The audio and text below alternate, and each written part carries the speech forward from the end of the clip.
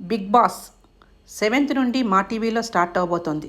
బేసిక్గా బిగ్ బాస్కి ఒక ఏజ్ లిమిట్, జెండర్ డిస్క్రిమినేషన్ లేకుండా ఒక స్పెషల్ ఫ్యాన్ ఫాలోయింగ్ ఉంది. ఈ బిగ్ బాస్ 9th సీజన్లో కొత్తగా సెలబ్రిటీ, కామన్ మ్యాన్ అంటూ డివైడ్ చేసి మరీ హౌస్లోకి పంపిస్తున్నారు. సెలబ్రిటీ లిస్ట్ అయితే రివీల్ చేస్తున్నా నాకైతే ఇప్పటి వరకు నచ్చిన కంటెస్టెంట్లు లేరు. మేబీ బిగ్ బాస్ మొదలయ్యాక నా అభిప్రాయం అయితే మారచ్చు. నాకైతే ఈసారి సెలబ్రిటీ కన్నా కామన్ మ్యాన్ గెలిస్తే బాగుంటుంది అనిపిస్తుంది. కోర్స్ ఇది నా ఫీలింగ్. సమ్టైమ్స్ పక్కా గెలిస్తే బాగుంటుందని కూడా అనిపిస్తుంది. కారణం ఏంటి అంటే బికాజ్ ఆఫ్ అగ్ని పరీక్ష. ఈ 15 days అగ్ని పరీక్షలో కామన్ మ్యాన్ మాట్లాడే మాటలు, వాళ్ళు ఆడే ఆటలు అందరూ చూశారు. సెలబ్రిటీల కన్నా ముందుగానే వీళ్ళ మీద ఒక ఒపీనియన్ అందరికీ వచ్చేసింది.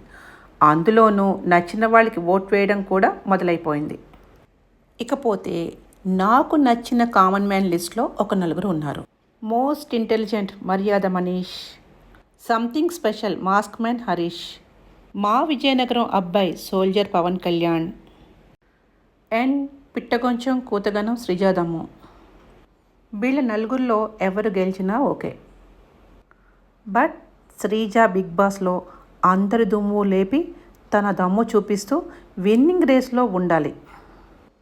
బిందు మాధవి తర్వాత లేడీ ఎవరూ గెలవలేదు కాబట్టి శ్రీజ గురించి చెప్పడం కాదు, శ్రీజ మోస్ట్ డిజర్వింగ్. అన్నట్లు బిగ్ బాసే మారిపోయేట. ఈ వాయిస్ ఎలా ఉంటుందో చూడాలి. ఇన్ని మారినా హోస్ట్గా నాగార్జునే కంటిన్యూ అవడం మాత్రం కాస్త ఇరిటేటింగ్గానే ఉంది.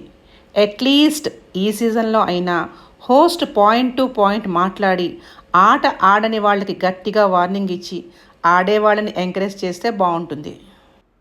Last but not least, Saturday Sunday ఎప్పుడు ఆడించే అవే చెత్త గేమ్స్ కాకుండా కాస్త కొత్తవి ట్రై చేస్తే ఇంకొంచెం బాగుంటుంది.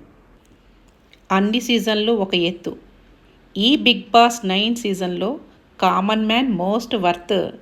ఫైనల్గా చెప్పేదేంటి అంటే నేను ప్రేక్షకుడిని, మీరు కొట్టుకొని సావండి, నన్ను ఎంటర్టైన్ చేయండి.